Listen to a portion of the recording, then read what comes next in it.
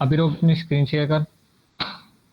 सो इस लेक्चर में हम लोग ना नमपाई के बेसिक्स को डिस्कस करेंगे। बेसिकली नमपाई इंपॉर्टेंट क्यों है, हम उसे पढ़ते क्यों हैं। बेसिकली जो नमपाई है ना वो साइंटिफिक पाइथन की लाइब्रेरी है। जो भी हमारे इंजीनियरिंग के हेलो हेलो लिंक शेयर कर दिया मैंने। लिंक दिख रहा है सबको?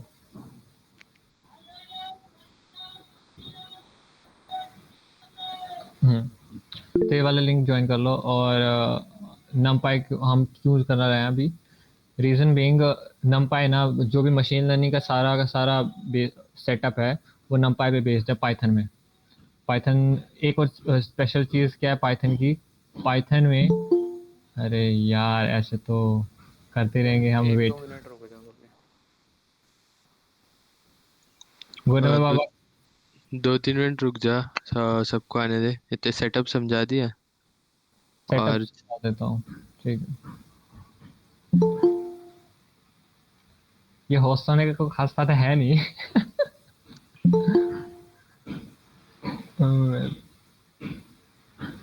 ओके, वेट करना ही पड़ेगा मेरे हिसाब से, ऐसे धीरे धीरे आएंगे ना लोग। तू सेटअप समझा दे, देन फिर नमपाई की एक्सप्लेनेशन बाद में दे दियो। हाँ, तो लिंक लिंक सबको दिखेगा या फिर जस्ट ऊपर ऊपर जो पहले उससे पहले ज्वाइन किए थे उनको दिखेगा? तू समझा, मैं रीसेंड करता रहूंगा लिंक। तो एक कोलैब का है ना, कोलैब का लिंक इसको एक्सेस कर खोलना है हमने। जैसे कि अभिरूप ने खोल रखा है, सबका खुल जाएगा तो यस डाल देना। जिसका खुल गया वो यस डाल देना, ताकि मुझे पता लग जाए तुम लोग साथ साथ फॉलो अलोंग कर पा रहे हो नहीं कर पा रहे हो।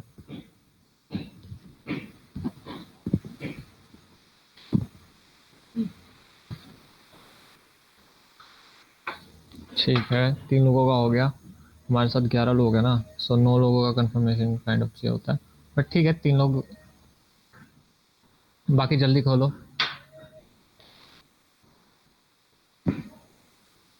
Okay okay. देवांशु कोलैब का लिंक खोले। लिंक यार, लेफ्ट द मीटिंग।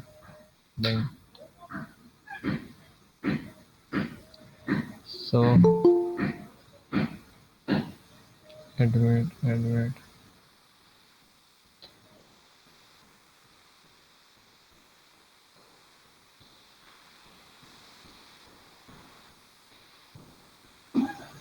सो तुम्हें ऑडियो प्रॉपर आ रही है ना?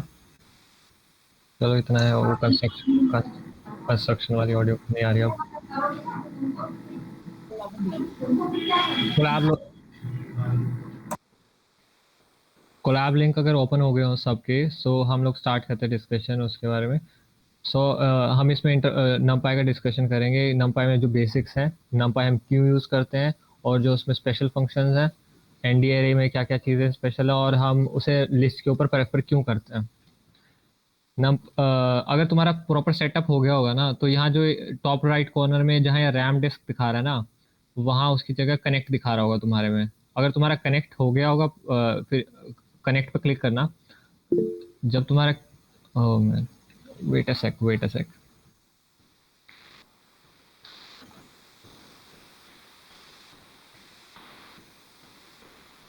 सो कनेक्ट पे क्लिक करना, रैम और डिस्क दिखाना स्टार्ट कर देगा। इसका मतलब है कि जो तुम्हारी मेमोरी है ना, वो तुम्हें स्पेस मिल गया गूगल की साइड से। अगर तुम्हारा रन प्रॉपर करना स्टार्ट कर गया होगा, तो जब तुम पाइथन पे अभी रुपए के बाद दिखाए थे, ये ऐसे क्लिक करोगे तो पाइथन का वर्जन दिखाने लगेगा। रन होगा और पाइथन का वर्जन दिखाएगा 3.7.10। किस किस का दिखा रहा है अभी? यस डालो। वो तो अनम्यूट करके बोल भी सकते हो अगर। हाँ, हाँ दिखा रहे हैं।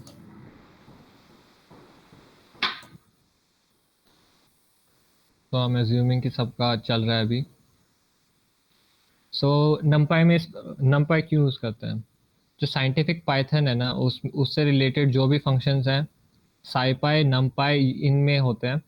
और ये ट्रैविस ओलिफेंट ने 2005 में बनाना स्टार्ट किया, तो वो बेस नम एरे पे थी। और ये वाला numpy ना pandas और scipy के साथ, pandas scipy matplotlib के साथ यूज करते हैं, ताकि जो डाटा साइंस वाला पार्ट है और मशीन लर्निंग वाला पार्ट है, इन तीन चार लाइब्रेरीज पे बेस्ड है पूरा का पूरा। ये स्पेसिफिकली एरेज को हैंडल करने के लिए है, और उससे रिलेटेड जो रूटीन्स हैं वो उससे रिलेटेड। हम लोग अभी तो थोड़ा नीचे जब वाई वी यूज numpy में, numpy और लिस्ट में डिफरेंस क्या है? numpy में ना जो एनडी और ऑब्जेक्ट्स होते हैं वो कंपैरेटिवली डाटा एक्सेस करने की जो फंक्शनैलिटी है वो बहुत ज़्यादा फास्ट देते हैं एज कम्पेयर टू जो लिस्ट है जो पाइथन में अवेलेबल है। क्योंकि हम इसमें जो numpy है उसमें जो डाटा है होगा वो उसका एक स्पेसिफिक फॉर्मेट होगा, फिक्स्ड फॉर्मेट होगा। बट लिस्ट में क्या हो सकता है कि वो अलग अलग फॉर्मेट के हो सकते हैं, ऑब्जेक्ट उनका जो डाटा टाइप है वो डिफरेंट हो सकता है।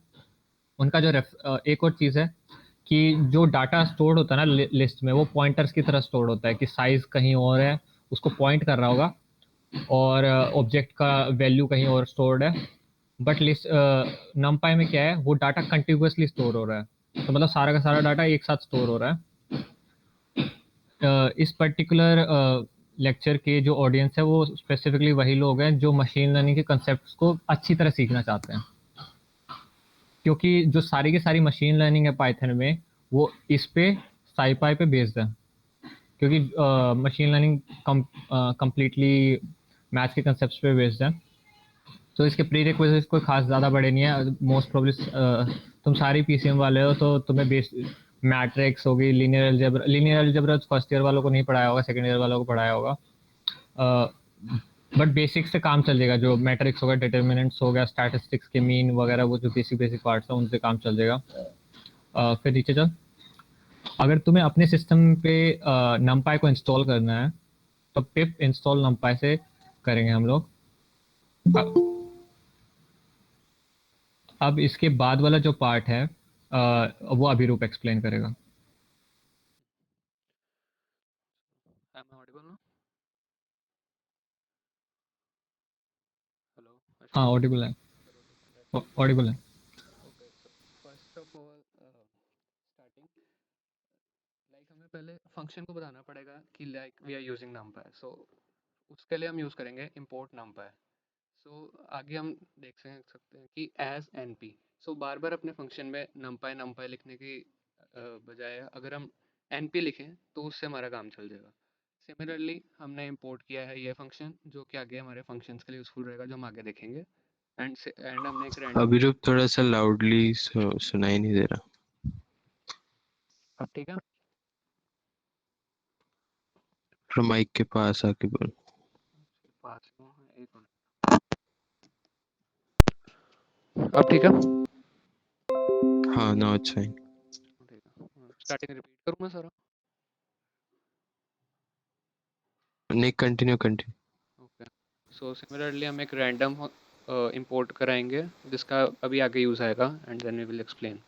सो अभी हमने numpy इंपोर्ट करवा लिया। सो अब हम उसको चेक करेंगे कि इंपोर्ट हो गया यूजिंग दिस प्रिंट फंक्शन, जिससे हमें np का वर्जन डिस्प्ले हो जाएगा। सो अगर हम इसको रन करेंगे एंड हमें इसका वर्जन डिस्प्ले हो रहा है, मतलब हमने सक्सेसफुली इसको इंपोर्ट कर लिया अपने फंक्शन में। सो लेट अस जिसको भी स्टार्ट। अगर कोई डाउट आ रहा है, जिसको भी डाउट आ रहा है ना, वो चैट बॉक्स में डालते जाना। ठीक यहाँ है, अनम्यूट कंटिन्यू कर करके अभिरूप। पूछ सकता हूँ। सो let us start with example like numpy array। Like हमने बेसिकली इसमें कोई भी एरे लिस्ट टाइप जो ऑब्जेक्ट है पाइथन में, simply like you can say this array, किसका नेम हमने किया सैम्पल लिस्ट, उसको हमने एरे मेंबर में पास करना एंड उसका सिंटैक्स रहेगा np डॉट एरे। सो इससे क्या होगा कि जो हमने वेरिएबल ऐड किया होगा, इस केस में जैसे हमने arr किया, वो कहलाएगा nd एरे ऑब्जेक्ट np के केस में। सो उसमें वो स्टोर हो जाएगा एज ए एरे। इसको हम चेक कर पाएंगे using print this variable name inside the parenthesis।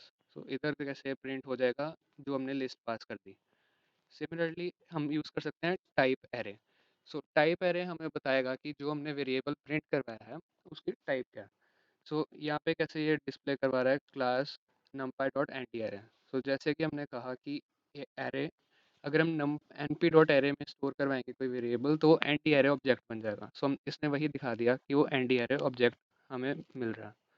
सो यहाँ पर अब हमने इसमें पास करना है एरे मेंबर में कोई भी एरे लिस्ट टाइप ऑब्जेक्ट पास कर सकते हैं। तो अब हम यहाँ पे स्टडी करेंगे कि एरे क्रिएशन, पाइथन में हम एरे क्रिएट करेंगे एंड उसको यूज़ करके उसमें पास करेंगे। सो लाइक सर ने पहले बताया कि numpy यूज़ होता है मल्टी डायमेंशनल एरेज पे वर्क करने के लिए एंड वो हमें ईजी रहता है। तो यहाँ पर हम बात करेंगे 3-4 तरह के एरेज की, that is 0 dimensional, 1 dimensional, 2 and 3 dimensional, जो कि हमें रिक्वायर्ड रहेगा। So first of all, coming to zero dimensional arrays. So these are just basically the values, like simple कोई भी integer values like 1 2 3, इस केस में हमने लिया 42 और हमने उसको simply ARR member में पास कर दिया और उसको स्टोर करा दिया है ARR वेरिएबल में और अब हम उसको प्रिंट करके देखेंगे। So as you can see हमें सिंपल 42 मिल गया जो कि एक जीरो डायमेंशनल एरे है, यानी कि एक सिंगल वैल्यू है। Now coming on to one dimensional array. So इसके एलिमेंट्स होते हैं individual zero dimensional arrays. Like ये एक सिंपल लिस्ट है जैसे हमने ऊपर सैंपल लिस्ट किया था। सो इसमें हमने इंडिविजुअल जीरो डायमेंशनल एरेस बोले तो एक वैल्यूज पास कर दी एंड उसको हमने एरे में पास किया एंड ARR वेरिएबल में स्टोर करा दिया जो कि एंड एरे ऑब्जेक्ट बन गया एंड अब उसको प्रिंट करके देखेंगे तो हमें सिंपली वो एरे डिस्प्ले हो जाएगा। तो सिमिलरली कैसे हमने ऊपर वाले केसेस में देखा कि 1D एरे में 0D एरेस के एलिमेंट्स बन जाते हैं, तो 2D एरे में 1D एरे के एलिमेंट्स बनेंगे। सो इस केस में हमने कैसे दिया, ये एक एलिमेंट है जो कि अपने आप में एक 1D एरे है और इसको हमने कॉमा से सेपरेट किया है और ये दूसरा 1D एलिमेंट है। सो ऐसे हमने देखा कि हमने दो 1D वन डायमेंशनल एलिमेंट्स को एक एरे में पास किया एंड उसको एक वेरिएबल में स्टोर करवा दिया। अब इसको प्रिंट करेंगे तो हमें मिलेगा एक 2 डायमेंशनल एरे। तो अब तुम लोगों को एक टास्क मिलेगा, अपने कोलैब पे जाओ एंड वहाँ पे अपने आप एक कोई भी वेरिएबल में लेट करके एक 1D और एक 2D एरे बनाओ जैसे मैंने यहाँ पर बनाया हुआ एंड हो जाए तो यार डन लिख दो चैट बॉक्स में। हो जाए तो मोस्ट या तो यस लिख दो या फिर अपनी एरेज को ही यहाँ डाल दो, जो भी बनाई है एरेज।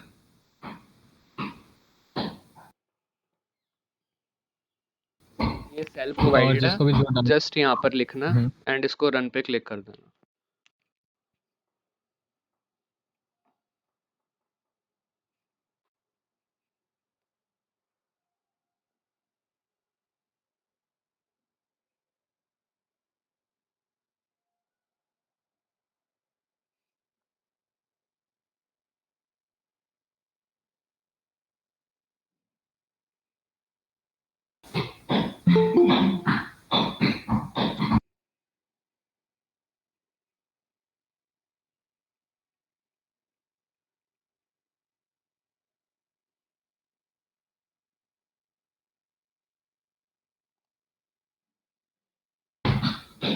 और जिसका भी हो गया हो यस लिख दो, फिर हमने आगे कंटिन्यू करते हैं।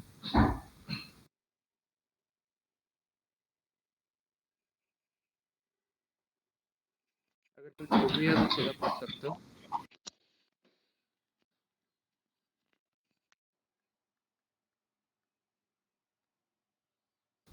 गुरने में इसमें मैसेज पिन करने का कोई तरीका होता है? इसमें I don't think so. Okay.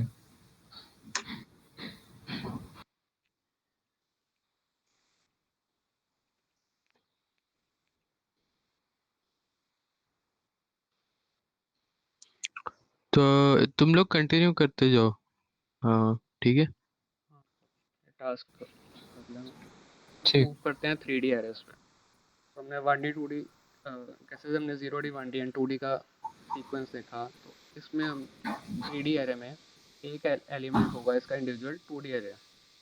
तो लाइक इसमें देखो कि हमने अपर केस में ये लिया था 2D एरे जिसमें दो 1D एरेस एज एलिमेंट्स हैं, तो 3D एरे में दो 2D एरेस एज एलिमेंट्स होंगे। सिमिलरली हमने इसको पास करके एरे मेंबर में एंड एरे वेरिएबल में स्टोर करवा दिया जो कि एक एंटी एरे ऑब्जेक्ट बन गया। अगर हम इसको प्रिंट करेंगे so you can see we get a 3D array. अब ये 3D कैसे है कि एक 2D एरे है उसके ऊपर एक और 2D एरे पाइल्ड अप है। सो वो इमेज शो कर सकते हैं। हाँ विजिबल है ना? हाँ विजिबल। हाँ सो लाइक ये 1D array 2D and 3D में ऊपर ऊपर पाइल होते जा रहे हैं 2D arrays, like you can see it like a cuboid और समथिंग। ओके, सो ये उसके ऊपर पाइल हो जाएगा, so you can analyse it by that way. So okay, यहाँ तक हमें क्लियर हो गया। तो कोई डाउट है तो पूछ सकते हो, एंड हम आगे चल रहे हैं। तो लाइक वी डिड अर्लियर, हमने एक सिंपल एरे लिया 1 2 3, उसको एक वेरिएबल ए में स्टोर करवा दिया। सिमिलरली एक 2D एरे लिया, उसको भी स्टोर करवाया। अब ये बाय डिफ़ॉल्ट इनमें इंटीजर टाइप में स्टोर्ड होता है। तो अब हम एक एग्जांपल लेते हैं कि एक एरे पास करवाया, उसको हमने डाटा टाइप कर दिया कॉम्प्लेक्स, कि हमने इसको प्रिंट करवाना है एज अ कॉम्प्लेक्स नंबर। सो अब इसको रन कर देखते हैं। So here you can see A simple we get 1D array and B 2D array, and C as we as we set it to be complex number, so they showed us complex number instead of integer. You can use it like float भी use कर सकते हो, so you can restrict it to any data type by your choice.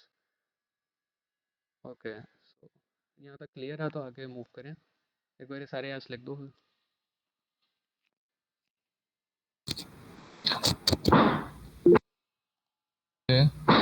हमारे पास तो clear है, ऋत्विक को भी, जतिन को भी, तो ठीक है। चलो यहाँ तक हमने देखा अपने अकॉर्डिंग एरे बनाना एंड उसको पास करना एंड फिर प्रिंट कराना। अब बजाय कि हम अपना आप एरे बना रहे हैं, तो हमारे पास एक और तरीका है रैंडमली एरे जनरेट करने का। वो होता है यूजिंग दिस फंक्शन जो हमने ऊपर रैंडम इंपोर्ट करवाया था। उसका यूज़ ये है कि np.random.randint, ये सिंटेक्स है। इसमें हमने पास किया 10, जो कि रेंज है कि हम 0 अप टिल 9 इतने डिजिट्स ही यूज़ करेंगे एरे बनाने के लिए, एंड आगे हम साइज स्पेसिफाई करेंगे। इसमें साइज इक्वल टू 6 लिखा, इसका मतलब सिर्फ 6 एलिमेंट्स होंगे हमारे एरे में। So obviously it would be one dimensional. And in the next case you can see हमने x2 को डिफाइन किया है एज अ एरे जिसमें एलिमेंट्स 10 होंगे 0 to 9, एंड साइज इसका 3/4। This means 3 rows and 4 columns. Similarly x3 with size 3, 4, 5. Okay, so let us run this कि वो values assign हो जाए। एंड इसमें वी कैन सी कि हमने ये वाला फंक्शन चलाया जिससे हमें मिल जाएगा ये रेंज है कि अप टिल 10 to 50 हमें 5 वैल्यूज, हमने कोई भी 5 साइज 5 है, लाइक वी सी इधर साइज हमने 6 दिया है, इसमें साइज 5 आ जाएगा। एंड इसमें सिर्फ रेंज है कि 10 to 5 डिजिट्स ही चाहिए हमें। सो अब 10 से 50 कोई भी रैंडम 5 वैल्यूज हमें इसमें डाल दी इसने एरे में। सो अगर हम x1 प्रिंट कराएं जो हमने ऊपर रीड करवाया, सो लाइक ये देखो इसने अपनी तरफ से कोई भी रैंडम एरे बना दिया जिसमें कि 6 वैल्यूज हैं as size 6। Now x2 you can see हमने साइज दिया था उसको 3/4, सो इसने 3 रोज एंड 4 कॉलम्स का 2D एरे हमें बनाकर दे दिया जिसमें सिर्फ इसने 0 to 9 डिजिट्स तक का ही यूज़ किया। Similarly you can try to print x3 also. Okay, but मैं एक बारी करके दिखा देता हूँ तुम्हें x1 की जगह पे x3 प्रिंट। ओके, सो ये देखो ये इसने x3 एरे प्रिंट कर दिया जो कि 3D एरे है। सो इसमें ये ध्यान देना कि इसमें इसने 4/5 का एरे बनाया है एंड उसके 3 फाइल्स बना दी हैं। सो by this means you can generate a random array of 3D type. Okay, so ये हो गए दो तरीके, एक अपने आप डिफाइन करना and generate a random array. Now next we will move on to some specific functions. So here we have a first function arange. If we simply use np.arange, then first of all we have to specify range कि हमें 0 to 10 के बीच में 0.5 के steps चाहिए। So अगर मैं इसको run करके ज़्यादा क्लियर हो जाएगा आपको। Like you can see first point like जो हमने रेंज स्पेसिफाई की है उसमें लास्ट वाला इंक्लूड नहीं होता 10 up till n-1। So we will go from 0 to n-1 at a step of 0.5, like 0 then 0.5 then 1 1.5। So ये सारे नंबर्स एरे में डाल देगा at a jump of 0.5 from 0 to 10-1, that is from 0 to 10 10 not included. Okay, now there is another similar function linspace. Here we can see syntax similar है but इसमें difference रहेगा कि ये 5 इन बिटवीन वाली values करेगा ना कि step. So you can C 0 to 10 10 included, it will show us 5 values at equidistance to each other. like 0, 2.5, 5, 7.5 and 10 which are equidistant from each other. Okay, so यहाँ तक हमें क्लियर हो गया कि ये स्टेप्स के लिए यूज़ होता है अरेंज, एंड ये होगा इन बिटवीन डिस्टेंस में इक्विडिस्टेंस नंबर्स शो करवाने के लिए. Now let us come on to np dot zeros. So इसमें हमने सिर्फ साइज ही स्पेसिफाई करना, तो ये सिर्फ जीरोस उतने नंबर ऑफ साइज का डिस्प्ले करवा देगा. सो लाइक इसमें हम अगर हमें 2D करवाना है तो 3,4 लाइक कुछ भी कर सकते हैं. ये हमने यूज़ ये किया. ये जो लास्ट वाले है ना, ये भी एनडी एरेज ही हैं. जैसे उनके नाम डिफरेंट है but one nd array object ही रहा है इनमें से. सो सिमिलर फंक्शंस जो भी बाकी सब में लगेंगे, ये भी इसमें भी, इनमें भी लगेंगे. कंटिन्यू. ओके, सो सिमिलरली जैसे हमने इसमें जीरोस करके जीरो आ गए, सो अगर हम np डॉट वंस करेंगे तो इसमें वी विल गेट वंस. और क्योंकि हमने इसका साइज 3/2 का दिया है तो we will get a 2D array और 3 rows एंड 2 columns. Okay, so I hope सबको क्लियर होगा यहाँ तक. Now we will move on to some properties. So let us suppose कि हमने एक एरे x2 ऊपर से लिया था, रैंडमली प्रिंट करवाया था. यहाँ पे प्रिंट हुआ भी हुआ जो हमने यहाँ से रैंडम लिया था. ओके, सो अब हम उसके ऊपर प्रॉपर्टीज़ लगाएंगे कि हमें पता नहीं कौन सा एरे है, तो हमें प्रिंट करवाना है कि उसके डायमेंशंस क्या हैं. So we will use the function x2 dot ndim which will print the dimension of the array object or ND array object. Okay, so similarly we have a function shape. You can see like English has English, so it's just basic English. So shape will print like it's a one like 2 by 3 3 by 4 in that manner. Size, by size it mean like number of elements it have. 1D simple size हमने ऊपर देखा ही है. जैसे in 2D arrays like 3 by 4 है, so you can say 12 members, so 12 is the size. So इसको print करेंगे, so you can check side by side. So x2 array पहले print हो जाएगा, then we will get the dimension, that is 2D array. Then we will get the shape, that is 3 rows and 4 columns. Then we will get the size, that 3 into 4 like 12 elements, so the size will be 12. And data type जैसे कि हमने पहले बात की थी, by default सारे int data type में ही स्टोर होते हैं, तो it will display int. And item size, the size occupied by only one element. And in bytes function it is used for displaying the total size by the ndarray object. इस case में हम लिख सकते actually हैं. मैं emphasis करना चाहूँगा इस पर्टिकुलर पॉइंट पे कि ये वाला पार्ट इंपॉर्टेंट है. डाटा टाइप वाला, डाटा टाइप ये डिफाइन करेगा वो कितना स्पेस ले रहा है, और कितना स्पेस ले रहा है वो ये डिफाइन करेगा कि कितना फास्ट चलेगा हमारा सिस्टम. तो ये फिक्स डाटा टाइप वाले एनडीआरए में स्पेशल चीज़ यही है कि हम उसमें फिक्स डाटा टाइप यूज़ करते हैं, उसके कारण स्पेस इंक्रीज होती है. तो जब भी कुछ बनाओ ना, तो जितनी रिक्वायरमेंट है उसके हिसाब से डाटा टाइप को स्पेसिफाई करना है. तो अगर इसमें int 64 दे रहा है, इसका ये मतलब है कि 64 बिट्स का डाटा स्टोर हो, बिट्स की स्पेस मिल रही है एक एलिमेंट को. इवन दो हमने इसमें वैल्यूज़ की रेंज छोटी रखी हुई, तो यहाँ 64 बिट की ज़रूरत नहीं थी. हम इंट 8 भी करते ना तो भी उसमें वैल्यू स्टोर हो जाती. जैसे लॉन्ग लॉन्ग है, मतलब तुम सबने सी पढ़ी होगी, तो सी में इंट होता है, लॉन्ग लॉन्ग होता है, फ्लोट होता है, डबल होता है. इसमें इंट 64 की ज़रूरत नहीं थी, बट स्टिल हमने इंट 64 रखा है. तो उससे मेमोरी ज़्यादा ले रहा है और स्पीड भी स्लो आ रही है, जस्ट बिकॉज इस रीज़न के हम लिस्ट को प्रेफर नहीं करते. तो जब भी लिस्ट वगैरह बना, मतलब एनडीआरए बनाओ, तो स्पेसिफाई कर देना कि वो डाटा टाइप क्या है, नहीं तो वो अननेसेसरी का स्पेस लेगा और स्पीड भी स्लो करेगा. कंटिन्यू कर.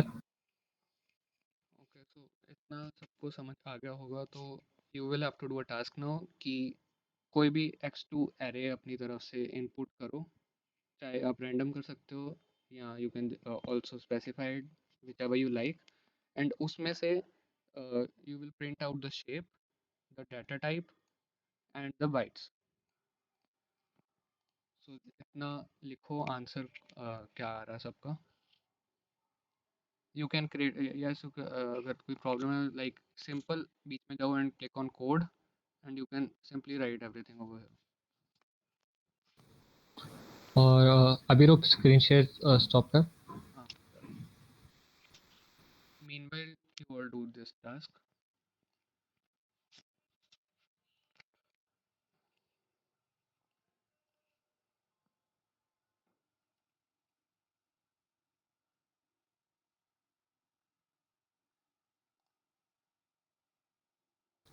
स्क्रीन विजिबल है? हाँ विजिबल है। ठीक है, जिसका हो गया वो चैट में लिख देना। कोई भी बना अब सकता हम है 3x4 4x3 अपनी मर्जी का। कोई restriction नहीं।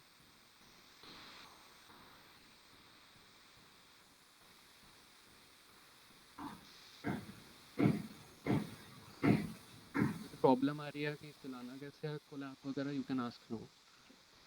हाँ, तो चैट में पूछ लो अगर किसी को वैसे स्पेसिफिक डाउट्स आ रहे हैं कि चलाना ही कैसे है।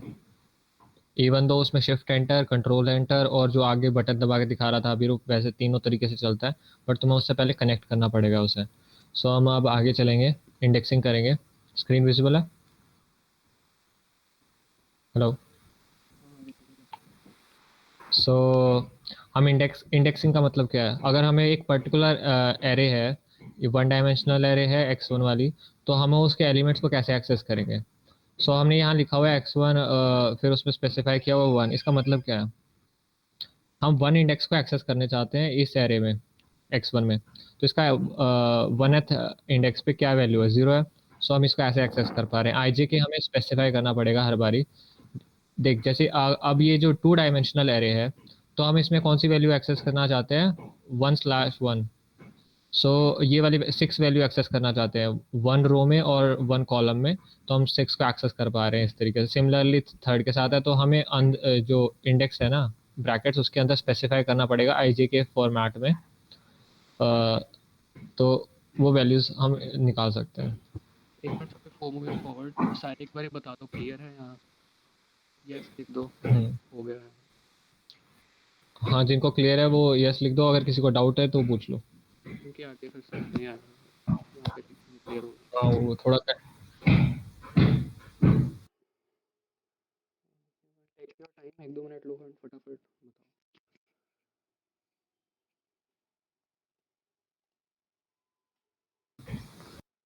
अगर तुम रिस्पॉन्ड कर सकते हो तो जल्दी रिस्पॉन्ड कर दो, बिकॉज क्योंकि कंफ्यूजन हो जाएगी हमें भी कि मैं भागता भागता चला जाऊंगा, फिर लोग तुम्हें कुछ समझ नहीं आएगा।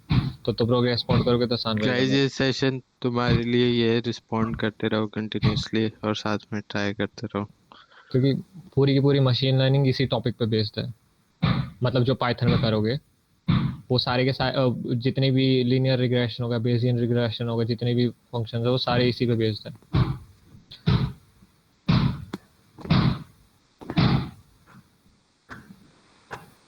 सो आगे आगे चलते हैं। चलो एक का रिस्पॉन्स तो आया एटलीस्ट, कोई तो लिख सकता है। दिस इज एम्बैरेसिंग यार। तुम लोग 12 कितने लोग हो? दो है ना, ठीक है, मेरे को काफी 1/6। वी नीड 1/5, सो मुझे दो लोग और चाहिए होंगे। ठीक है, अब एरे इंडेक्सिंग समझ आ गई ना सबको, कि हम आईजे के फॉर्मेट में उन ब्रैकेट्स के अंदर स्पेसिफाई करेंगे कि हम कौन सी वैल्यू को एक्सेस करना चाहते हैं।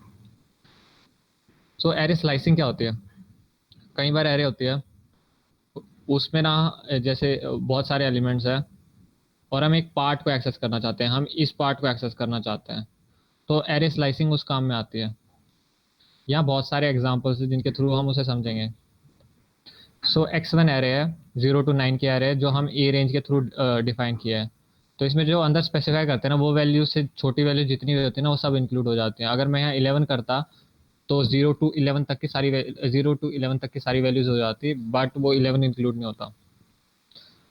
तो हमें स्लाइसिंग करने के लिए क्या करना पड़ेगा, इसको इनको लिंक शेयर कर देना गुरना में। सो अगर हमें वैल्यूज एक्सेस करनी है 0 to 10 एलिमेंट इंडेक्स तक, तो हम इसमें क्या कर सकते हैं, स्टार्ट इंडेक्स टू फिर कॉलन लगा के फाइनल इंडेक्स तक स्पेसिफाई कर सकते हैं। और अगर हम ऐसा चाहते हैं कि वो एक स्टेप साइज डिफाइन करे, जैसे उसमें डिफाइन किया था हमने, ए रेंज में डिफाइन किया था कि इतना जंप करो फिर उसके बाद उस वैल्यू को यूज करो। तो अगर हम यहाँ 2 स्पेसिफाई करेंगे एंड में कॉलन लगा के, तो क्या होगा कि ये 0 का एक्सेस करेगा, फिर उसके बाद क्या करेगा, एक छोड़ेगा, फिर उसके बाद 2 को प्रिंट करेगा, फिर 3 को छोड़ेगा, फिर 4 को प्रिंट करेगा। अगर मैं यहाँ 3 का स्टेप साइज रख देता हूँ, तो क्या होगा, वो 0 को लेगा, फिर 2 वैल्यूज छोड़ेगा, फिर 3 को लेगा, 2 वैल्यूज छोड़ेगा, 6 को लेगा। ठीक है, कई बार ऐसा होता है कि हमें एरे का पीछे वाला पार्ट चाहिए होता है, और आगे वाला पार्ट को हम डिस्कार्ड करना चाहते हैं, तो हम क्या कर सकते हैं कि हम स्टार्टिंग इंडेक्स डिफाइन कर सकते हैं, बट हम फाइनल इंडेक्स नहीं डिफाइन करेंगे। तो वो क्या करेगा, जब हम उसे डिफाइन नहीं करेंगे तो वो सारी एरे को ले जाएगा। तो इस केस में क्या प्रिंट हो रहा है, पूरी की पूरी जो पीछे की एरे वो सब प्रिंट हो गई। सिमिलरली कई बार ऐसा होता है कि हमें उस एरे का आगे वाला पार्ट प्रिंट करना होता है, पीछे वाले से हमें मतलब नहीं है। तो क्या कर सकते हैं, हम आगे वाला स्पेसिफाई नहीं करेंगे। अगर हम आगे वाला स्पेसिफाई नहीं करेंगे तो वो अपने आप ऑटोमेटिकली बिल्कुल बिगनिंग से स्टार्ट करेगा, और बिल्कुल एंड तक जितनी भी वैल्यूज हैं उन सबको मतलब जो इंडेक्स हमने स्पेसिफाई किया वहां तक जाएगा। इसमें नेगेटिव स्लाइसिंग भी हो सकती है, बट मोस्ट प्रोबेबली कोई खास यूज आती नहीं है, हम उसका डिस्कशन कर सकते हैं बट बाद में। जस्ट इन केस हम पूरी ही एरे को एक्सेस करना चाहते हैं, बट हम उसमें स्टेप साइज डिफाइन करना चाहते हैं, काइंड ऑफ ऐसा ही कि ये वाली वैल्यू एक्सेस करनी है, फिर ये वाली, फिर ये वाली, फिर 6, 8, 10। तो हम वैसे कर सकते हैं कि ना स्टार्ट डिफाइन किया ना एंड डिफाइन किया, बट हमने स्टेप साइज डिफाइन कर दिया। फिर जो हम डिस्कस कर रहे थे ये वाले केस में, ओ चलो इसी से एक्सप्लेन करते हैं। Wait a sec. सो अगर हमें ये वाला पार्ट एक्सेस करना है, तो इसका वो क्या है, 0 to रोज क्या है, 0 to 1, और कॉलम्स क्या है, 1 to 4, 1 to 3, सॉरी। तो हम इसमें ऐसे स्पेसिफाई कर सकते हैं 0 to 2, देन 1 to 4। इसमें 2 और 4 इंक्लूडेड नहीं होते। सो तब हम इसका ये वाला पार्ट एक्सेस कर पाएंगे, स्टार्ट इंडेक्स एंड इंडेक्स रोज का, तो start index and and index columns का। तो वो एक स्पेसिफिक व्यू को एक्सेस करेगा। ये वाला पार्ट क्लियर है सबको? Let's erase this. अब हम एरे मैनिपुलेशंस पे जाएंगे। ये इंपॉर्टेंट पार्ट है। कई बार ऐसा होता है कि हमें ना एक पर्टिकुलर पॉइंट को चेंज करना होता है, तो हम उसको डायरेक्टली इंडेक्स एक्सेस करके चेंज कर सकते हैं। फिर उसके बाद एक जैसे एग्जांपल लेते हैं, एक एरे है नेक्स्ट केस में, उसमें ना बहुत सारे एलिमेंट्स हैं, बट हम एक पर्टिकुलर टाइप के एलिमेंट्स को एक्सेस करना चाहते हैं जो एक पर्टिकुलर इनइक्वालिटी को फॉलो करते हो। मैथ की कोई इनइक्वालिटी है, तो हम क्या कर सकते हैं, जैसे कि इस एग्जांपल में है कि हमने उसके अंदर स्पेसिफाई कर दिया x2 के अंदर जो भी वैल्यूज है ना जो 3 से बड़ी है, हम उन्हीं को एक्सेस करना चाहते हैं। तो ये क्या करेगा, x2 के अंदर ब्रैकेट्स के अंदर हमने इंडेक्स ऐसे स्पेसिफाई किया है, तो वो उन्हीं वैल्यूज को प्रिंट आउट करेगा जो उस इनइक्वालिटी को फॉलो कर रहे हैं। सो फॉर एग्जांपल इस केस में क्या हो रहा है कि हमने x2 ये है 2/5 वाली, तो हमने इसमें क्या बोला है, 3 से बड़ी वैल्यूज एक्सेस करनी है। तो फिर कौन सी वैल्यूज चाहिए होंगे हमें, ये वाली सारी, ठीक है, 4 to 10 वाली सारी वैल्यूज। तो 4 to 10 वाली सारी वैल्यूज को ये एग्जाम्पल 2 में सारी वैल्यूज को एक्सेस करेगा। बट अगर हम इसको चेंज कर देते हैं, 5 कर देते हैं, 6 कर देते हैं, चलो, तो ये कौन सी वैल्यूज को एक्सेस करेगा, ये 7, जो 6 से बड़ी वैल्यूज है उनको ये एक्सेस करेगा। तो ये इंपॉर्टेंट फीचर है। ये जब पांडास में ना, मतलब जब डाटा सेट्स को हैंडल करोगे, डाटा सेट्स में कई बार ऐसा होता है कि हमें एक स्पेसिफिक रिक्वायरमेंट होती है और उसी से ऊपर वाले को फीचर को हमने एक्सेस करना होता है। जैसे कि हमने इस मार्क्स से ऊपर वाले बच्चों को सेलेक्ट करना है और इस मार्क्स से नीचे वाले बच्चों को फेल करना है। तो वो इस तरह के काइंड ऑफ फॉर्म यूज करके कर सकते हैं हम लोग। ऐसे और काफ़ी सारे अच्छे इंटरेस्टिंग चीज़ें हो सकते हैं। अगर जस्ट इन केस हमें कोई एरे है, उसमें यूनिक वैल्यूज निकालनी है,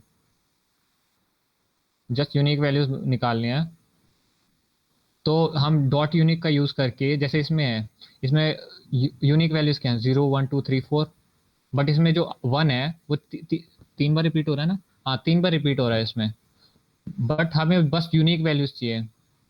अब इसका, चलो इसका यूज़ बताओ कहाँ आ सकता है, यूनिक का यूज़ कहाँ आ सकता है, हमें जस्ट यूनिक वैल्यूज चाहिए होंगे, किस केस में हो सकता है ऐसा, अभी रुक देख लियो। फिर नेक्स्ट एग्जांपल चलते हैं। ट्रांसपोज के केस में, ट्रांसपोज जो मैट्रिक्स वाला ट्रांसपोज होता है ना, जिसमें हम फ्लिप करते हैं रोज और कॉलम्स को, उसके लिए भी फंक्शन है ट्रांसपोज का, जिसमें ट्रांसपोज की वैल्यू आ जाती है। जैसे इसमें 2 रोज थी और 5 कॉलम्स थे, अब जब हमने इसको ट्रांसपोज कर दिया तो इसकी वैल्यूज आ रही है 2 कॉलम्स है और 5 रोज है। कई बार ऐसा होता है कि हमें डाटा को फ्लैटन करना पड़ता है, ये वाला फीचर वेक्टर्स में काम आएगा। मशीन लर्निंग में सबसे इम्पोर्टेंट पार्ट है कि कई बार वेक्टर्स का जो एरे होता है ना उसे फ्लैटन करना पड़ता है। तो फ्लैटन करने के दो तरीके हैं। एक तो सिंपल फ्लैटन है कि ये वाला, जैसे ये एरे है, इसमें दो पार्ट्स हैं। अब हम क्या चाहते हैं, इसे फ्लैटन करना है हमने रो वाइज। तो ये फ्लैटन कैसे कर रहा है, इसको ऐसे लगा दिया और इसको साइड में जोड़ दिया बस। बट बट कई बार क्या होता है, हमें उसे कॉलम वाइज फ्लैटन करना पड़ता है। तो उसके लिए वो ऑप्शन है इसमें। सो अब क्या कर रहे हैं, पहला एलिमेंट इसका ले रहा है, फिर दूसरा एलिमेंट इसका ले रहा है, 2 7 3 8 4 9। सो इसका ध्यान रखना, ये एफ से स्पेसिफाई कर रहे हैं, इंट्यूटिव नहीं है ये वाला पार्ट, क्योंकि एफ से कॉलम को स्पेसिफाई करने का पॉइंट क्या बनता है, किसी को आइडिया हो तो बताना मुझे।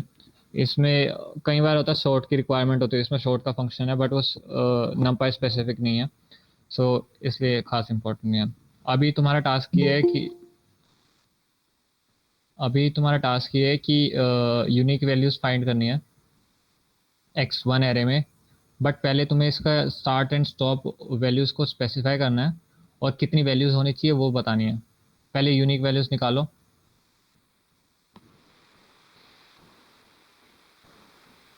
सो 12:38 तक वेट करते हैं।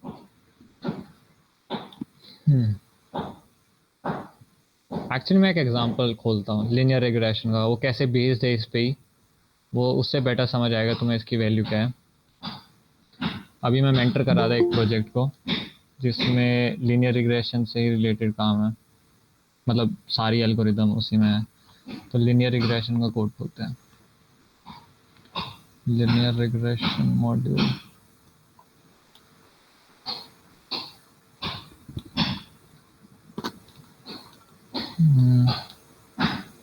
Self parameter.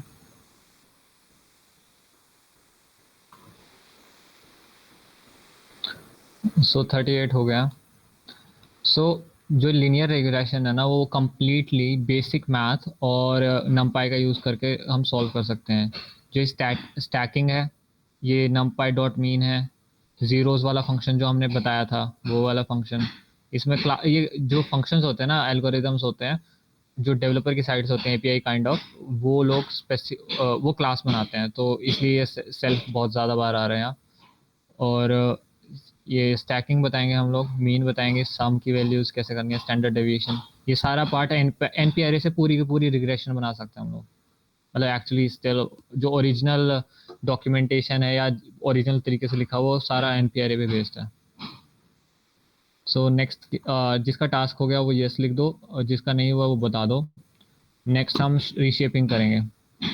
रीशेपिंग का मतलब क्या है, कई बार क्या होता है कि हमारे पास एक एरे है, इस फॉर्मेट में है, 0 to 9 में है, 1D एरे है, तो हम इसे रीशेप करना चाहते हैं किस 2x5 में, मतलब 2 रोज हो और 5 कॉलम्स हो उसमें। तो हम उस रीशेप फंक्शन का यूज़ करके उसे प्रिंट कर सकते हैं। तो जैसे कि दिख ही रहा होगा कि इसमें ये फाइनल एरे ऐसे चेंज होके आ गई है रीशेप फंक्शन का यूज़ करके। इसमें एक चीज़ का ध्यान रखना, अगर हमने यहाँ 2/4 मार दिया है तो इसका कैलकुलेशन क्या होगा, 2 into 4 का 8 हो गया, और हमारे पास एलिमेंट कितने थे, 10। तो बाकी के 2 एलिमेंट कहाँ जाएंगे, तो हमें ये ध्यान रखना कि जो साइज है ना वो सेम रहे। ठीक है, अब ये रीशेपिंग वाला टास्क है, ये इजी टास्क है, इसे खुद कर सकते हो तुम लोग। अब हम स्टैकिंग करेंगे। स्टैकिंग इसमें काफ़ी बार मेंशन हुई है, हॉरिजॉन्टल स्टैक, वर्टिकल स्टैक, वो इम्पोर्टेंट पार्ट है। स्टैकिंग का यूज़ कहाँ आ सकता है, कोई गेस करेगा। ये एरे है हमारे पास, कई बार क्या होता है हमने इन्हें एक दूसरे के ऊपर जोड़ना होता है, काइंड ऑफ इस फॉर्मेट में जोड़ना होता है, ये ऐसे होगी, और फिर ये नेक्स्ट वाली इसके नीचे जोड़नी होती है जस्ट। और कई बार ऐसा होता है कि हमें उसके साइड में कंकेटेनेट जोड़नी पड़ती है। जैसे फॉर एग्जांपल कोई मार्क्स की लिस्ट है 1 2 3 4 5, कई बार होता है वो डाटा ना बाद में आता है, तो हम उस डाटा को कंकेटेनेट कैसे करेंगे, मतलब वर्टिकली कंकेटेनेट करने का तरीका है, वी स्टैक के थ्रू करते हैं हम वर्टिकली कंकेटेनेट। और अगर हमें हॉरिजॉन्टली कंकेटेनेट करना है 1 2 3 4, कई बार ऐसा होता है कि हमारे पास आधा डाटा होता है, नेम हो गया, मार्क्स हो गए, बट हमारे पास बाद में क्या है, हमें कुछ हो गया कि वेट से उसका हमने वो स्पेसिफाई करना होता है कि जेंडर क्या था, कॉलेज का नाम क्या था। तो हम क्या वो कंकैटिनेशन करके, हॉरिजॉन्टल वाली कंकैटिनेशन करके उसका यूज़ कर सकते हैं। सिमिलरली अगर हमें किसी पार्ट को स्प्लिट करना है एरे को, जैसे स्प्लिटिंग का मतलब ये हॉरिजॉन्टल वर्टिकल स्टैक दिख रहे होंगे, x1 ये हो गया, x2 ये हो गया, बट फिर उसके बाद जब हम स्टैक कर रहे हैं तो वो एक दूसरे के ऊपर आ रहे हैं, और हॉरिजॉन्टल स्टैक कर रहे हैं तो वो उसके साइड में जुड़ रहे हैं।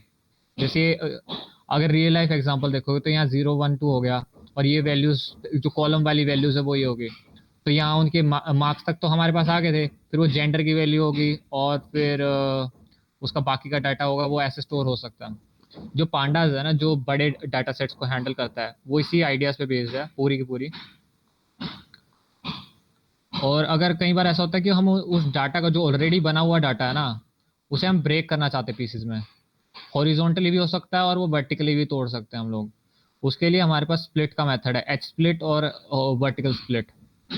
इसमें हमें ये स्पेसिफाई करना होता है हम उसे कितने पीसेज में तोड़ना चाहते हैं, या फिर हम किस फॉर्मेट में तोड़ना चाहते हैं। ठीक है, तो इसका नीचे चलते हैं। ये वाली एरे थी, तो हम क्या चाहते हैं, हमने ऊपर स्पेसिफाई किया था कि हम उसे 5 हिस्सों में तोड़ना चाहते हैं ये वाली एरे को। तो इसको 5 हिस्सों में कैसे तोड़ेंगे? ये वाला पार्ट हो गया, ये वाला पार्ट हो गया, ये वाला पार्ट हो गया, ये 3 हिस्से हो गए। तो अब ये रिटर्न क्या कर रहा है? एच स्प्लिट, एक एरे, दूसरी एरे, ये ऐसे 5 एरे रिटर्न कर रहा है। तो ये वाला पार्ट तब काम आता है जब हमें उस डाटा को ब्रेक करना होता है पीसेज में, सेपरेट आउट।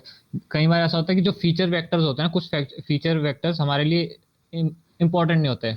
जैसे अगर मार्क्स है तो उसमें मार्क्स में जेंडर का तो कोई रोल ही नहीं है, तो उसकी रेलेवेंस खत्म हो जाती है। तो हम उस डाटा को रिमूव कैसे करेंगे या उसे सेपरेट कैसे रखेंगे, उसके लिए हम स्प्लिटिंग का यूज़ कर सकते हैं। हाँ, तो डिलीट वाला फंक्शन भी इम्पोर्टेंट है। जैसे ये एरे है हमारे पास x1, तो हम इसका ना ये वाला पार्ट डिलीट करना चाहते हैं, 5 to 1 वाला पार्ट डिलीट करना चाहते हैं। तो हम डॉट डिलीट का फंक्शन है हमारे पास, उसका यूज़ कर सकते हैं। डॉट डिलीट थोड़ा सा कॉम्प्लेक्स है, इनके डिज़ाइन वाइज ही कॉम्प्लेक्स बना रखा है इन लोगों ने। जो इसका आगे वाला पार्ट है ना, ये वाला स्पेसिफाई करता है कौन सी कॉल, पहले पीछे से स्टार्ट करते हैं। ये जो पीछे वाला पार्ट है वो क्या स्पेसिफाई करता है कि वो किस कॉलम में एक्सेस कर रहा है। अगर 1 है तो वो कॉलम वाइज डाटा को डिलीट करने की कोशिश करेगा। अगर वो 0 दे रखा है तो वो रो वाइज डिलीट करने की कोशिश करेगा। ठीक है, तो ऊपर वाले में क्या दे रखा है? 1 दे रखा है, तो 1 में क्या होगा? हॉरिजॉन्टली डिलीट करेगा डाटा को। और हॉरिजॉन्टली कौन सी कॉलम को डिलीट करेगा? 2 कॉलम को डिलीट करेगा। ये 0 1 2 है, तो कौन सी कॉलम को डिलीट करेगा? इस वाली कॉलम को डिलीट करेगा। तो इसमें ये वाली कॉलम कौन सी है? 5 to 1 वाली। तो इसमें क्या डिलीट हो रहा है? 5 to 1 वाली कॉलम डिलीट हो रही है। सिमिलरली इसमें नीचे वाले में भी ऐसे ही हो रहा है। सबको क्लियर है ये वाला पार्ट? ये वाला पार्ट थोड़ा सा कंफ्यूजिंग था, हम लोगों को भी कंफ्यूज हुए थे इसमें। जो लास्ट 0 एंड 1 है ना, ये 2D एरे में एक्सेस है। लाइक जो हॉरिजॉन्टली देखें तो वो एक्सेस 0 है, उसको हम कहेंगे 0।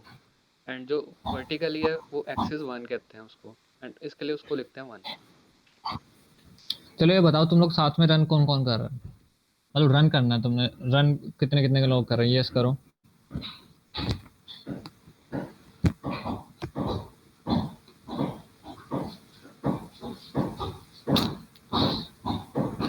कोई रन, चलो रन तो कर रहे हैं at least. Okay, feeling the pain bro. चलो करते हैं आगे। अब हम ना एरे कॉपिंग कैसे करेंगे? कई बार हमें ना एरे कॉपी करने पड़ते हैं। जैसे कि हमें कोई डाटा आ रखा है हमारे पास, तो हमें उसे एक और कॉपी बनानी है, क्योंकि हम अगर उस कॉपी में चेंजेस करें ना, वो जो दूसरे वाली कॉपी है वो डिलीट ना हो, या फिर उसमें चेंजेस ना आए। कई बार एक्सपेरिमेंटेशन कर रहा है, तुम्हारा असली डाटा चेंज ना हो। तो हम क्या कर सकते हैं? इसके 3 तरीके हैं। पहला केस वो है जिसमें हम चाहते हैं कि वो जो डाटा है ना, जैसे ये वाला है, ये x1 है, तो हम इसमें जब हम x2 इक्वल्स टू x1 करेंगे ना, तो क्या होगा? जो x2 है ना, वो भी इसी को पॉइंट करेगा मेमोरी में, जो मेमोरी में डाटा स्टोर्ड होगा वो x2 को x1 को ही पॉइंट करेगा, बट उसमें नाम डिफरेंट है जस्ट। तो इस वाले मेथड में जब तुम x2 में चेंजेस करोगे वो x1 में रिफ्लेक्ट होंगे, और x1 में जो चेंजेस करोगे वो x2 में रिफ्लेक्ट होंगे। रीजन बीइंग वो मेमोरी में सेम चीज़ है।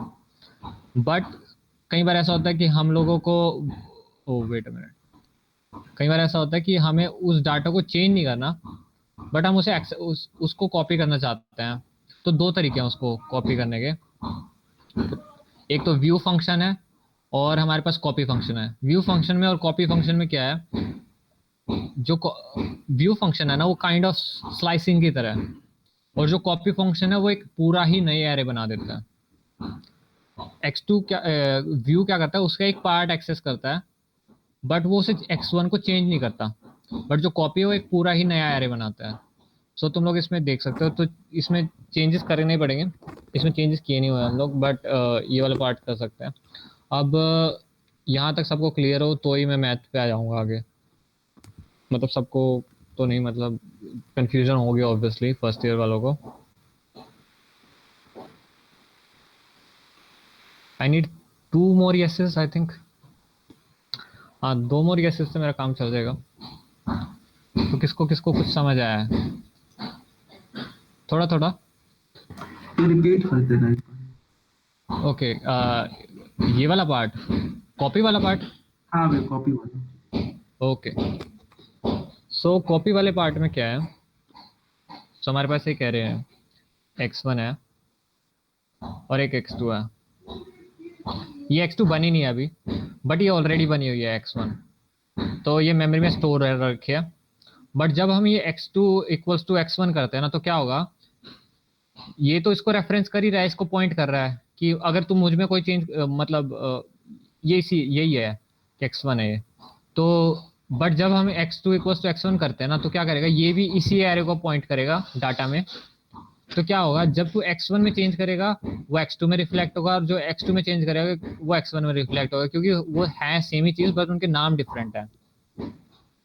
बट जो व्यू है ना वो उसकी तरह है, हमने डिस्कस किया था ना स्लाइसिंग, उसका एक पार्ट एक्सेस करता है और वो x2 में चेंजेस नहीं करेगा। बट जो कॉपी वाला पार्ट, इसमें एक्चुअली जो x2 है ना वो एक नया ऑब्जेक्ट नहीं बन रहा, जस्ट उसका स्लाइसिंग का एक वर्जन है। और एक जो कॉपी वाला फंक्शन है उससे क्या हो रहा है, एक नई एरे बन रही है बिल्कुल ही। इसमें नई एरे नहीं बन रही, इसमें स्लाइसिंग हो रही है जस्ट। ठीक है, नेक्स्ट पार्ट चलते हैं। अब ये वाला थोड़ा सा ठीक है, इंपॉर्टेंट पार्ट है, काफ़ी ज़्यादा इंपॉर्टेंट पार्ट है, क्योंकि तुमने देखा ही होगा इसमें जितने भी फंक्शंस हैं वो सारे इसी पे बेस्ड हैं, जितने भी फंक्शंस होंगे वो सारे यहीं से आएंगे, एरे मैथ से ही। ठीक है, सो हमें एलिमेंट वाइज सम करना है। जैसे हमें क्या करना है, 3 + 6 नहीं, अगर 1 + 5 करना है, 2 + 6 करना है, 3 + 7 करना है, ऐसे ऐड करना है हमें, एलिमेंट वाइज ऐड करनी है सारी वैल्यूज। तो हम क्या कर सकते हैं, एक तो x + y कर सकते हैं। इसमें क्या हो रहा है, 1 + 5 कितना होगा, 6, 2 + 6 8, 3 + 7 10, 4 + 8 12। ये जो ऊपर वाला एग्जांपल, इसमें क्या आ रहा है, कई बार ऐसा नहीं होता कि हमें स्केलर ऐड करना होता पूरी की पूरी एरे में हर वैल्यू पे। तो जैसे ये वाली एरे है, x1 वाली कौन सी है, 1 2 3 4, तो हम इसके हर एलिमेंट में 2 ऐड करना चाहते हैं। तो 1 के साथ क्या ऐड हो रहा है, 3, 2 के साथ क्या हो रहा है, 2 ऐड हो रहा है तो 4 हो रहा है। ऐसे सिमिलरली ऐसे ही ऐड करने के 2 तरीके हैं, एक तो डायरेक्ट तरीका है ये वाला पूरा वाला प्रॉपर वाला, फिर numpy भी अपना एक फंक्शन देती है जिसमें हम x y को स्पेसिफाई कर सकते हैं। ये दोनों के अलग अलग फंक्शन टाइप है, बट काम एक ही करते हैं लोग, बट इस नीचे वाले की स्पीड ज़्यादा होती है। सिमिलरली हम सब्ट्रैक्ट कर सकते हैं। ये सब्ट्रैक्ट भी 2 तरीके से हो सकता है, x - y करके कर सकते हैं, या फिर हम डॉट सब्ट्रैक्ट का यूज़ कर सकते हैं। इसमें एलिमेंट वाइज सब्ट्रैक्शन होगा। और नेक्स्ट है element wise product. Element wise product क्या होता है कि मतलब हर जो है ना 1 × 5 2 × 6 3 × 7 4 × 8, सो ये ऐसे मल्टीप्लाई करा है। ये मैट्रिक्स मल्टीप्लिकेशन नहीं कर रहा, तुम सबने मैट्रिक्स मल्टीप्लिकेशन पढ़ा है ना, कैसे करते हैं वो लोग, डॉट मल्टीप्लिकेशन वेक्टर प्रोडक्ट को सब पढ़ा है ना, आई थिंक 12th में पढ़ा ही होगा। सो हमारे पास और फंक्शंस क्या हैं? डिवाइड का फंक्शन है हमारे पास। जितनी भी पॉसिबल फंक्शंस है ना वो सब मोस्ट प्रॉब्ली अवेलेबल हैं, क्योंकि ये बहुत टाइम से डेवलप की जा रही है। लास्ट 15 साल से लोग इसी पर्टिकुलर लाइब्रेरी पे काम कर रहे हैं। सो ये काफ़ी वेल डेवलप्ड लाइब्रेरी है। log 2 हो गया, log 5 हो गया, ये सब फंक्शंस हैं कि अगर हमें एलिमेंट वाइज log वैल्यूज निकालते हैं और एलिमेंट वाइज रिमाइंडर निकाल रहे हैं कि जैसे 1/1 को 5 से डिवाइड करना है, 2 को 6 से डिवाइड करना है, 3 को 7 से स्पेसिफिकली डिवाइड करना है, तो हम वो कर सकते हैं। सबका अगर हर वैल्यू का हमें अगर स्क्वायर रूट निकालना है, एलिमेंट वाइज स्क्वायर रूट, ये ध्यान रखना, उसका डिटर्मिनेंट का स्क्वायर रूट नहीं होगा, वो एलिमेंट वाइज स्क्वायर रूट होगा। तुमने फ्लोर फंक्शन और सील फंक्शन का मतलब पता है तुम्हें? जिसको पता है वो यस लिख दो। ठीक है, पता है तुम्हें। मैं एक्सप्लेन कर देता हूँ स्टिल। फ्लोर फंक्शन क्या होगा? अगर कोई वैल्यू है ना 0 to 1, तो वो क्या करेगा, वो 0 को पकड़ेगा। अगर 1 to 2 है तो वो 1 रिटर्न करेगा। अगर 2 to 3 है वो 2 रिटर्न करेगा। जो नीचे वाला इंटीजर है उसको एक्सेस करेगा।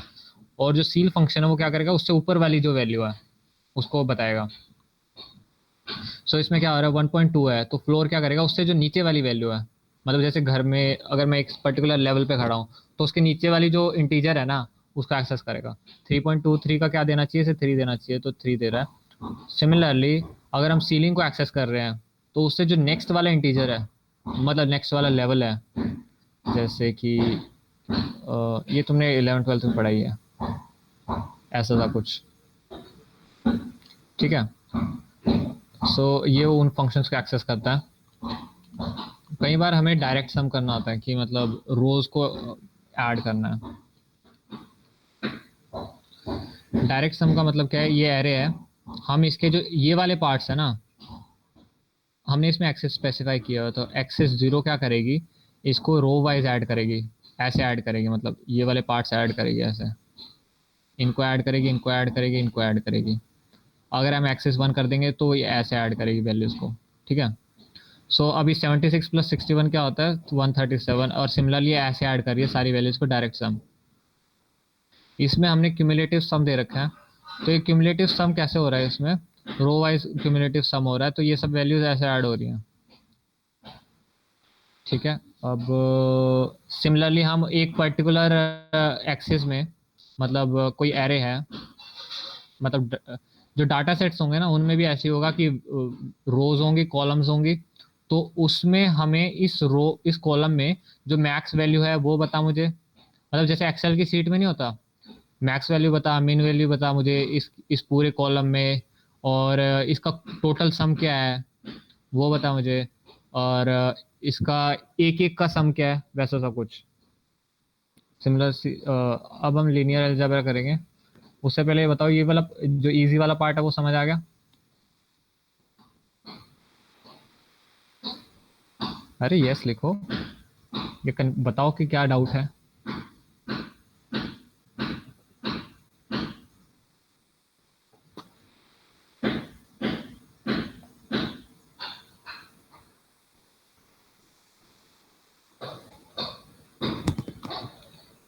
सब लीनियर अलजेब्रा करते हैं।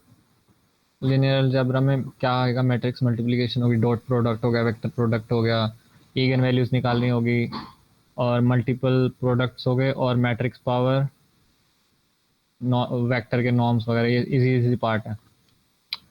सो हमारे पास एक एरेज डिक्लेयर किए हुए हैं हमने, 2D एरेज हैं, 1 2 एंड 3 4 वाली। इन सबको हमने प्रिंट कराया हुआ है, इसका कोई खास यूज़ नहीं है प्रिंट कराने का। अभी इसमें क्या हो रहा है, अगर हमें मैट्रिक्स मल्टीप्लिकेशन करना होता है, मैट्रिक्स मल्टीप्लिकेशन मोस्ट प्रोबेबली सबको पता होगा। अगर हमें मैट्रिक्स मल्टीप्लिकेशन करना है तो जो ये यहाँ वैल्यू होगी वो उसमें क्या होता है मल्टीप्लिकेशन में, वो वैल्यूज इसका मल्टीप्लिकेशन इस वाली वैल्यू से करेगा, इस वाले के लिए अगली वाली से करेगा। सिमिलरली मैट्रिक्स मल्टीप्लिकेशन तुम सबको पता होगा, सो वो मल्टीप्लाई कैसे करता है हर वैल्यू के लिए। सो ये डॉट प्रोडक्ट है ना, उसके लिए मैट्रिक्स मल्टीप्लिकेशन के लिए।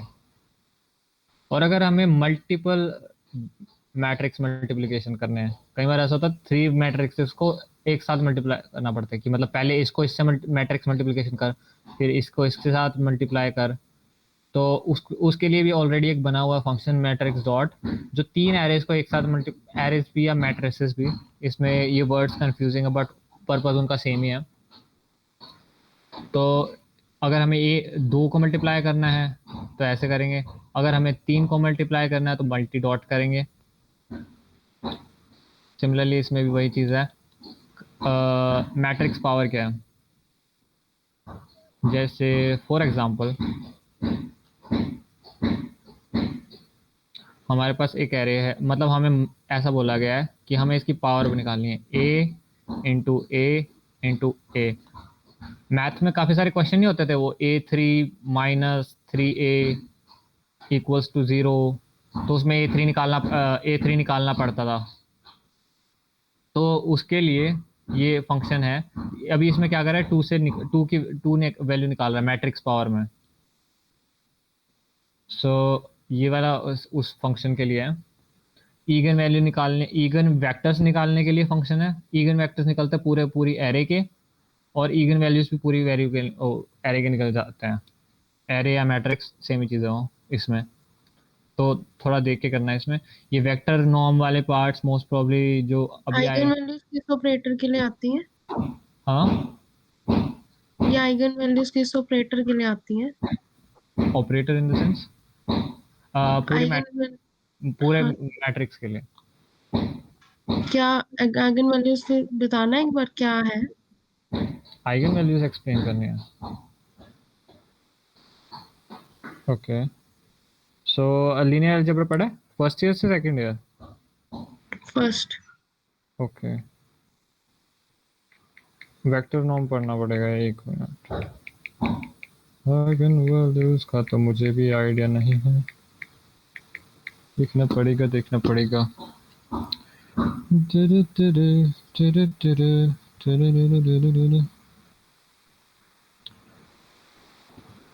इसको कौन एक्सप्लेन करेगा सेकंड ईयर वाला? रुको एक मिनट, स्क्रीन क्लियर करते हैं। ये वाला पार्ट किसका आता है सेकंड ईयर? बताओ। अगर हमें किसी को नहीं आता तो हम आगे चलते हैं। ये हमें इसी सेमेस्टर पढ़ाए थे बट हमने ध्यान से नहीं पढ़े। मैंने नहीं पढ़े एक्चुअली, बाकी सबने पढ़े होंगे। ये सिमिलर फंक्शंस हैं यहाँ। वेक्टर नॉर्म बेसिक कर्नल, ये भी हमें इसी सेमेस्टर सिखाए थे। इनको कंप्यूट करने के लिए ऑलरेडी फंक्शंस बने हुए हैं।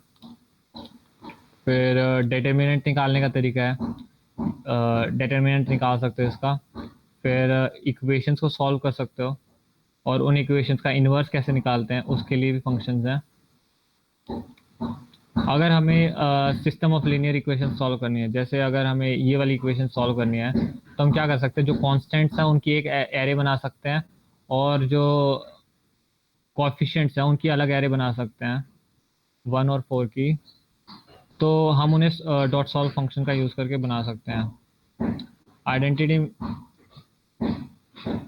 आइडेंटिटी मैट्रिक्स में क्या होता है कि जो ये वाली वैल्यूज है 1 होती है, बाकी वाली सारी 0 होते हैं।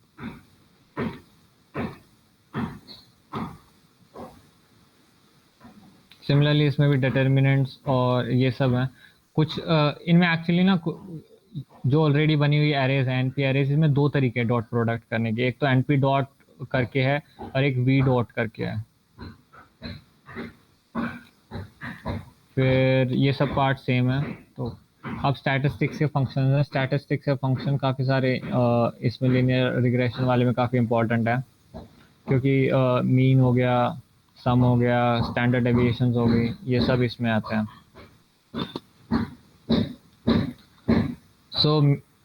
एरे बना लिया हमने ए रेंज का यूज़ करके। अगर हमें उसका मीन निकालना है तो डॉट मीन फंक्शन है। मीन क्या होता है? मीन बेसिक वही होगा कि ऑब्जर्वेशन को सम लेके डिवाइड कर दिया। बट एवरेज इन्होंने क्यों दे रखा है इसका मुझे भी रीज़न नहीं पता, क्योंकि एवरेज मीन ही होता है शायद, मतलब होता मीन ही है, बट इन्होंने डिफरेंट क्यों बनाया है, किसी को आइडिया तो बताना मुझे। मीडियन का भी तुम्हें स्टैटिस्टिक्स में पढ़ा होगा, मीडियन क्यों निकालते हैं और कैसे निकालते हैं, इवन वैल्यूज़ में ये ऑटोमेटिकली फिक्सअप कर लेता है उस इशू को, वो होता है ना एवरेज निकालता है उसका इवन वैल्यूज़ में। स्टैंडर्ड डेविएशन और वेरिएंस के फंक्शंस में है इसमें, सो वो वाले फंक्शंस की वैल्यूज़ देख सकते हैं। तो कुछ खास चीज़ को मुझे इसका समझ नहीं आया, बट ये इसमें यूज़ आते हैं, स्टैंडर्ड डेविएशन मीन का यूज़ इसमें काफ़ी है। तो ट्रिग्नोमेट्रिक फंक्शंस भी हैं इसमें काफ़ी सारे, मतलब जो बेसिक वाले sign tan sine cos tan, फिर बाद में कोसेक वगैरह वो सब हैं, उनका शायद आर्क टैन यूज़ करते हैं उनके लिए। और जो ये हाइपरबोलिक साइन होते थे ना, जिसमें e⁻x माइनस e⁻−x/2 वाले हैं, वो सारे जो हाइपरबोलिक फंक्शंस हैं उनके फंक्शंस हैं। फिर अगर हमें इसको प्लॉट करना है, x को स्पेसिफाई कर रहा है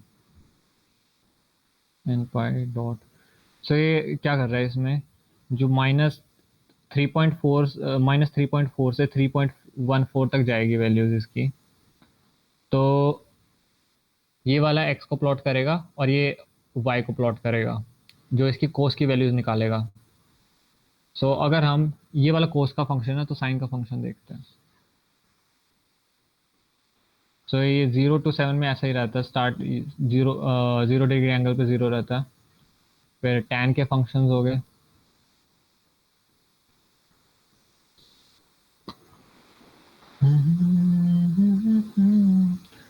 सो इसमें इन्फिनिटी तक जाना चाहिए, बट इसमें जाता नहीं है क्योंकि वो इंटरप्रेट नहीं कर पाएगा। फिर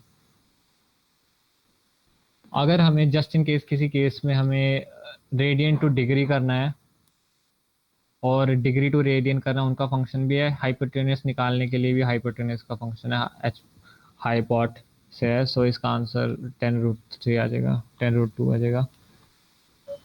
और जस्ट इन केस अगर हमें एरेज को कंपेयर करना है, so compare in the sense कि इन वैल्यूज़ को कंपेयर करना है, तो जैसे ये एरे है, ये 1 डायमेंशनल एरे है, तो हम इसमें एलिमेंट वाइज कंपैरिजन करेंगे।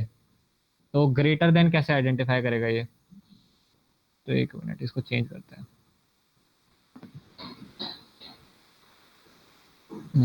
1 2, ये अभी एरे थ्रो करेगा अगर मैं अभी लिख दूंगा, बट अगर मैं प्रॉपर्ली स्पेसिफाई करूंगा, मतलब इसमें साइज सेम होना चाहिए दोनों का और शेप भी सेम होनी चाहिए, तब ये चलेगा, क्योंकि वो कंपेयर करने वाला काम नहीं होगा उसमें। फिर एरर क्या आ रहा है इसमें, इसको डायरेक्ट नहीं कर सकते क्या हम लोग, ऐसा भी है क्या? एक minute, so let's try this part.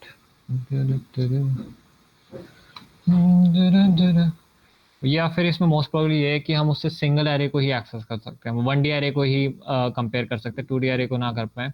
मैं सोच रहा था इसमें एलिमेंट वाइज करते होंगे, बट ये 1D एरे को ही करते हैं। सो इसमें बहुत सारे वो हैं फंक्शंस हैं, ग्रेटर इक्वल लेस इक्वल के। सो ग्रेटर वाला केस देख लेते हैं एक बार और लास्ट वाला केस देख लेंगे। ग्रेटर में क्या देखेगा, जो फर्स्ट वाली एरे है वो 2 ग्रेटर देन 3 है या नहीं है, 3 ग्रेटर देन 2 है या नहीं है, 1 ग्रेटर देन 3 है या नहीं है।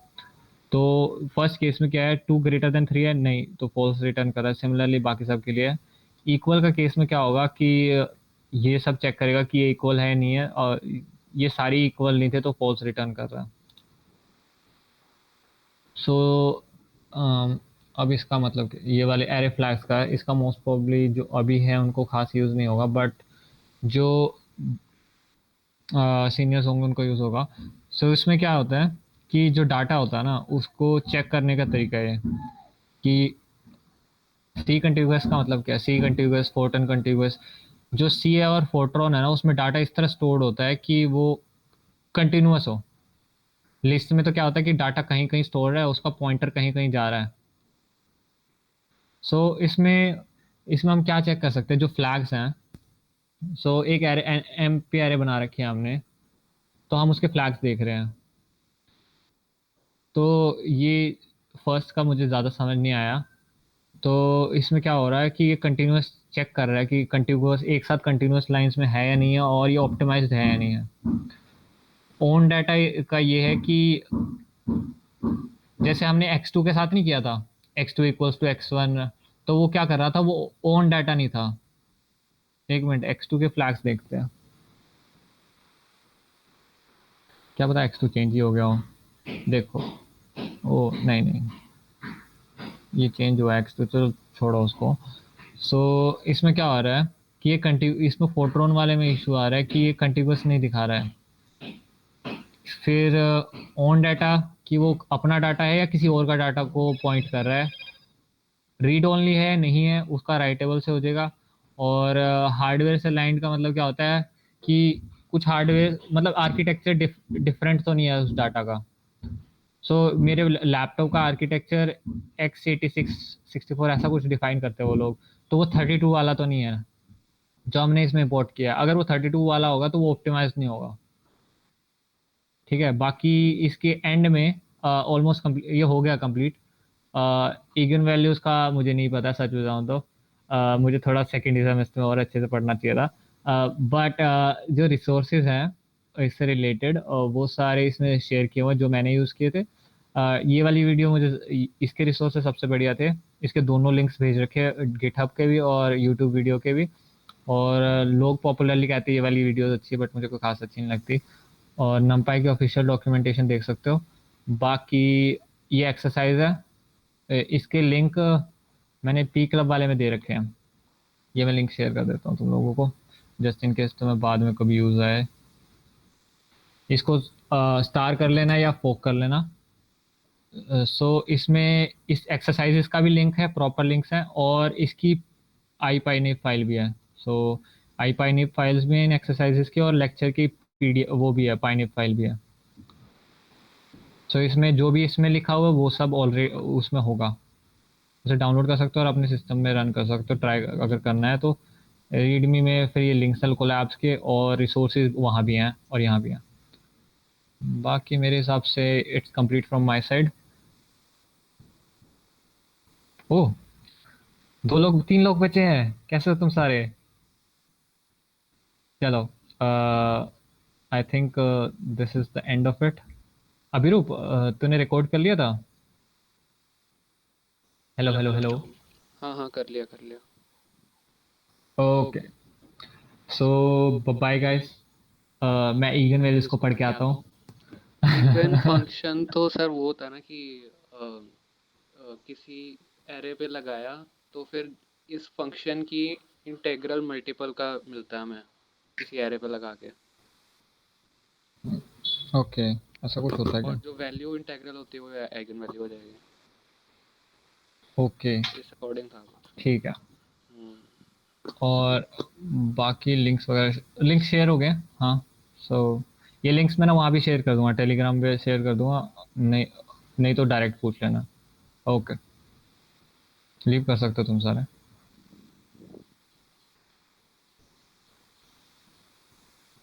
ओई, दैट वाज फन। नाइस।